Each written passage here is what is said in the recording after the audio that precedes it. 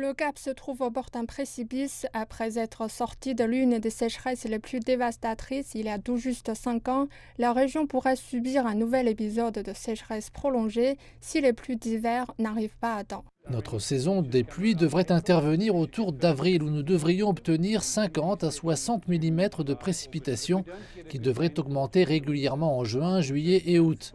Si nous n'obtenons pas de bonnes précipitations pendant l'hiver, nous ne pouvons plus remplir entièrement ces barrages, ou du moins jusqu'à 85%, ce qui nous laisserait dans cette situation d'insécurité dans laquelle nous nous trouvons à présent.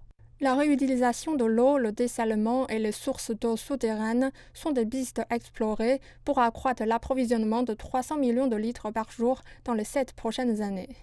Ils augmentent la zone de captage de certains des barrages, ils rehaussent certains des murs des barrages et ils cherchent aussi des moyens plus efficaces d'utiliser l'eau, par exemple dans l'agriculture, par une irrigation plus efficace. Toutefois, cela pourrait bien ne pas suffire pour épargner aux Captoniens de l'angoisse pour le court terme.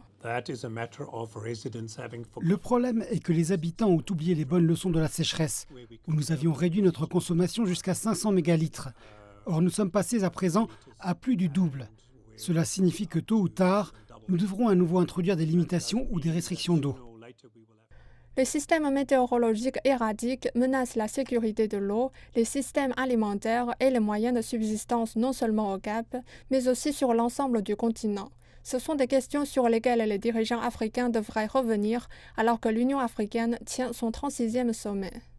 Les dirigeants africains se sont réveillés face à ce défi, car ils constatent tout d'abord que les services d'eau existants se détériorent.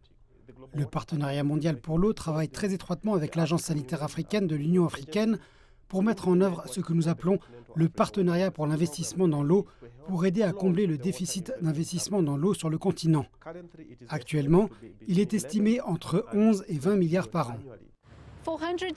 400 millions d'Africains vivent sans eau, mais cela pourrait s'aggraver si on ne s'en occupe pas urgemment. La plupart du continent est devenu 1 degré Celsius plus chaud au cours des 100 dernières années, ce qui assèche les régimes de pluie et accroît les risques de sécheresse, particulièrement dans le nord et dans le sud de l'Afrique.